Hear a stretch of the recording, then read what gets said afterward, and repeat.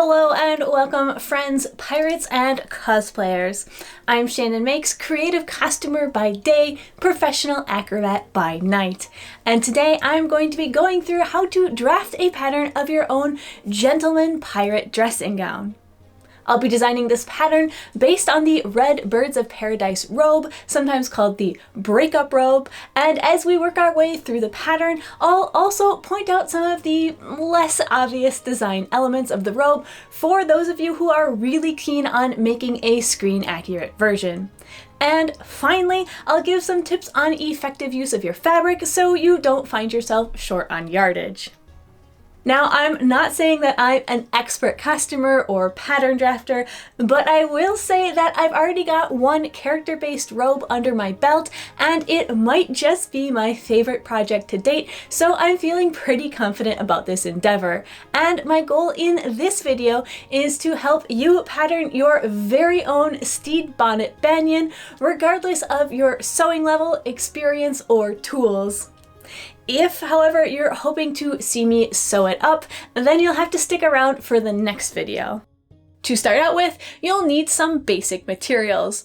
First off, paper and a pencil, and I do recommend a pencil if possible, at least for the first draft of this pattern. Next, some sort of measuring device, whether that's a fabric measuring tape, which will be easiest, but alternatively a ruler and any sort of rope or cord that doesn't stretch would work.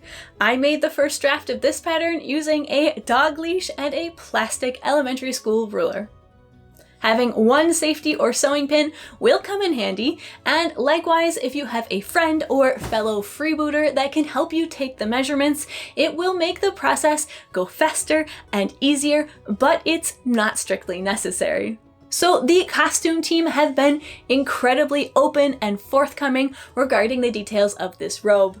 Both Hannah Green Costumes and Heather Vanderstitch worked on the show's costumes and have photos and some construction details up on their Instagram pages, and I'll be using those images along with tons of screen captures from the series to help decipher the pattern, which means that this is also a good point in the video to note that this pattern will be much closer to screen accurate than historically accurate. Because, according to Heather, the show's robe was made based not on a banyan or wrapping gown, but on a traditional kimono pattern, albeit with some modifications. So here's a general idea of what your finished pattern will look like, and now I'll walk you through how to get all of those measurements so that you can custom fit this pattern to you. And just as a fair warning, I will be using my own measurements as an additional aid to help clarify the drafting process in case that's going to be triggering for anyone out there. We're going to start by drafting the main body of the robe, which is really just a couple rectangles. The measurements you'll need then are the height of the robe and the width. The height will be from your shoulders down as far as you want the robe to hang. A great tip to know that you've got your measuring tape in the right spot is to place it right on the shoulder seam of your current shirt. Then you'll just measure all the way down as far as you want the robe to go. This can admittedly get a little tricky, and for sure it helps if you have a friend to help you read the measuring tape. Otherwise, you can use a cord or rope to help get the right length and then just use a ruler to measure it. In my case, I want a 50-inch long robe. Next, we'll need the width of the robe, and remember that this one is much wider and looser than a normal shirt. We can see the shoulder seams on Stede's robe in numerous shots, and they sit quite far off the shoulders, so take that into consideration. Again, this can be measured on your body, or if you already have a bathrobe that you think is a good width, you can certainly take a measurement from that. I have a 34-inch bust, for example, and after measuring how wide I wanted it at the shoulders, I decided to go with a 25-inch wide panel. If you're at a complete loss for how to measure this, I'd recommend going halfway between your shoulder and your elbow. For me, I actually measured from sleeve tip to sleeve tip. Once you've decided how wide your robe will be, put a little mark at that spot, whether it's in ink on your skin or preferably with a pin through your shirt, because that will help you later when we draft the sleeves. So go ahead and draw your rectangle and label it with your width and 2 times your height. I'll go ahead and label the front and back too, just for clarity in the next steps. Now draw a horizontal line across the middle of the rectangle, and this will be your shoulder seam. This will separate the front and the back into 2 separate panels, which is the first deviation from a traditional kimono construction. Kimono do not usually have shoulder seams and are made with continuous panels running from the front to the back, but by breaking this panel into 2 pieces, it means that we can keep the birds right side up on both the front and the back of the robe, which is exactly what the costumers did. These aren't the bats of paradise, after all. Now we'll make the opening for the front of the robe. Start by finding the middle of your front panel and marking it off. Now we'll draw 2 perpendicular lines straight down from there towards the bottom of the robe to make room for your neck. How wide you want this gap to be will depend on the size of your neck and personal preference, and you could get this measurement a few different ways. You could measure the width of your neck, which is easiest if done from the back, or you could measure the width of a neck hole on a shirt or blouse that you find comfortable, or you could even just eyeball it. Then you'll take that number and mark it on your pattern. So in my case, I want my neck hole to be 7 inches wide, so I'll mark 3.5 inches from either side of this middle point. Then just carry each of these lines straight down to the bottom and you have your 2 front panels. We're almost ready to move on to designing the sleeve, but first, let's just talk about a very small point of contention here, and that's regarding the existence of a box pleat at the center back. Hannah Green Costumes has said that upon looking through her personal photos of the robe, she didn't see a box pleat and she didn't think that there was one just because the fabric was so incredibly thick. However, Heather Vanderstitch has said that there was in fact a box pleat, and this photo right here seems to confirm that the lining at least did have a pleat in it. I tried to settle the conflicting accounts by studying shots of the robe, but apparently the directors have something against showing the back of it because, well, you get the point. But a close look at a couple key freeze frames does strongly imply the existence of an inverted box pleat in the red fabric that matches the inner lining. So if you do want to add a box pleat for that extra swish to your swashbuckle, just add an additional strip of fabric to your back panel. Based on the photo, I'm estimating the box pleat to be about 4 inches wide, so that means I'll add 8 inches of width in total. That means our main body panels are done for now, and we can move on to the sleeves, which are just, you guessed it, smaller rectangles. We'll start by measuring how wide they should be. If you've marked where the body of your robe finishes, then all you have to do is measure from that point down to your wrist. Again, if you need guidance on length, find a shirt or a sweater that has the perfect length sleeves and use those to help guide your measurements. Now that you know how wide your sleeves are going to be, it's time to decide how long you want them to be. And there isn't really a super scientific method to this. For me, I just looked at images of Stede's robe, especially this one, and you can see that the folded sleeve is nearly a square. So I honestly just based my measurement mostly on that.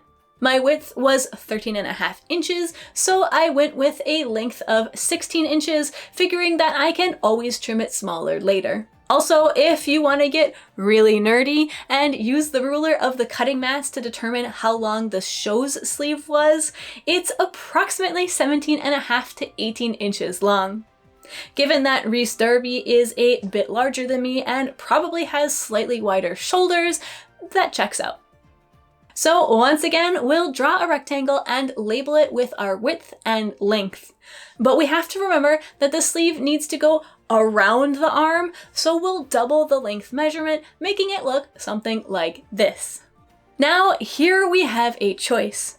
Remember how we split the back and front into 2 pieces in order to keep the birds right side up on both sides? Well, here we can do the same thing again if we want to. And if you're striving for screen accuracy, I really think this is how the show's robe was done. Now, neither of the customers have said that this is how they were constructed, but I had a strong hunch about this, and so I spent roughly 3 eternities studying shots of this robe, trying to find definitive proof that the sleeves were in fact 2 pieces each, and I finally found what I was looking for in a combination of a couple different shots. So here is one of the only shots where we can see both the front and back of the sleeve simultaneously, and you'll notice that the birds are both facing upwards, which wouldn't be possible if the sleeve was just one continuous piece of fabric.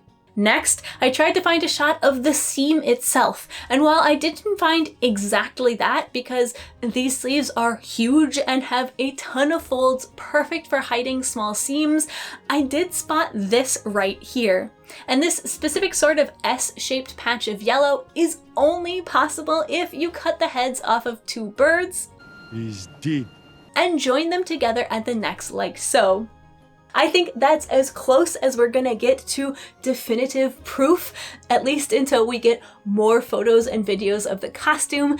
And ultimately, if it took me literal hours to figure out that the sleeves were made in 2 pieces, I think that's a sign that it's really not that important of a detail. And so ultimately, it's up to you to decide if you want your sleeves to be in 1 piece or in 2. For simplicity's sake, I'm just going to keep mine as 1, but if, for instance, splitting the sleeves into 2 pieces helped your fabric layout, you could certainly justify it with the label of screen accurate. And I will talk a little bit more about fabric layout shortly, but first we have to draft the collar. So let's have a look at some images so we can see what I mean when I say the collar. I'm talking about this strip of fabric right here. And as long as you ignore this one photo and the shenanigans that are going on at the back of the neck, it's just a really long, really skinny rectangle. To determine the length, decide how far down on the robe you want the collar to extend. In the show, the collar stretches to roughly the same level as his wrists, which for me is about 60 inches. And then, for the width, you have to go with what looks right with your proportions. In the show, it seems to be roughly 2.5 to 3 inches when it's folded over, for a total of 5 to 6 inches of width when laid out flat. So, with my measurements, my rectangle would look like this. And that's the basic shape of our pattern, and you can use the same exact pattern for the lining with the exception of the collar piece because the collar isn't lined. The only other thing that isn't covered in here is the fabric for the piping. The show robe has a fuchsia lining, but bright orange piping in a couple key spots. Should you choose to add it, it's flat piping at 1/8 of an inch wide, and you can measure out how much you'll need of it by simply adding together the dimensions of the segments you want to pipe. Strict screen accuracy would seem to call for piping only the collar where it meets the body of the robe and the openings of the sleeves, but you could honestly pipe anywhere you wanted. Or not at all. This is your robe after all. So that's how you determine the length of the fabric, and the width is just twice the width of the piping plus twice your chosen seam allowance. If you're using 1/2-inch seam allowances, for example, you'd need strips that were 1¼ inches wide. Now there's one last step that's definitely worth considering, especially if you're working with limited fabric yardage. But before we get to that, if you found this video useful, please consider giving it a thumbs up. It helps boost the video so it gets shown to even more cosplayers and fans of the show, and as a bonus, it also really helps the channel out too. So what is the final step that you should consider? Planning out the layout of your pieces on your fabric and seeing if you need to tweak your dimensions at all. So I am a very average height and my meat suit is on the smaller end of all the various sizes that human beings can come in, so my 5 yards of fabric should be plenty. But I still like to plan out my layout to make sure I use it as efficiently as possible. And if you're worried that you're going to be tight on space to cut all your pieces out, this is an extra important step for you. So first of all, my fabric, and I think most of yours as well, is 44 inches wide, so let's just throw that up there. Next, here are all of our fabric pieces to scale. I've gone ahead and added 3/4 of an inch seam allowances just to be really on the safe side, but you could definitely get away with much less if you needed to or you were short on fabric. Because the garment is basically all rectangles, there should be a really efficient way to lay them out. For me, I went with this. But let me show you why this step can be really important. Let's say that you decided to make your back panel to be 44 inches wide, to fit comfortably and to take advantage of the full width of the fabric. And that your front panels would each be 18 inches wide with a 4-inch collar.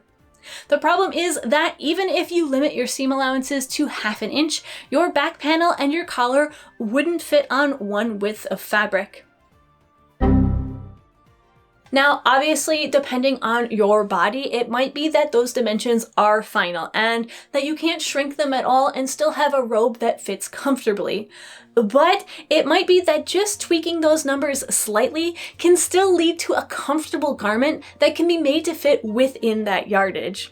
Consider that if you can shrink your front panels by only 1.5 inches and you then cut 1/2 inch off of the collar, then suddenly, without you losing much width at all in the final garment, you can fit all 3 pattern pieces side by side on the fabric. And this is just one example of where planning ahead can come really in handy, especially if you're worried that you're going to be tight on yardage, or if you have that famous fear of cutting into your nice expensive fabric. I also wanted to share another layout option, this one created by Kitty Krell Cosplayer, and I adore this option if you're either a bit taller than me or perhaps a bit tight on yardage. By tapering the neckline here, she's created a gap that she could then squeeze part of the collar into, and by doing so, she's saved herself a good couple inches on her cutting layout. Now, I don't think the original robe actually had a tapered neckline, or if it did, it was a very subtle one. Kimono generally do, but they also usually overlap in the front when closed, whereas Stede's constantly hangs open and the edges seem to hang parallel to each other, but it's not really an important detail, and I still think Kitty's cutting layout is a fantastic option and yet another example of why planning your fabric layout ahead of time can be really advantageous. So I hope that you found this helpful. If you end up using this video to make your own pattern, definitely let me know. It always warms my heart a little bit when my videos help out or inspire someone to create something. And if you're new here and you want to check out some of my previous work, I'd recommend you start with another character-inspired dressing gown, and that's Bilbo's housecoat. Thanks for watching, and tune in for the next one where I actually make the robe.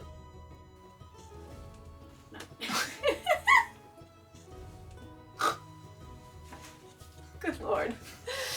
Alright, you ready?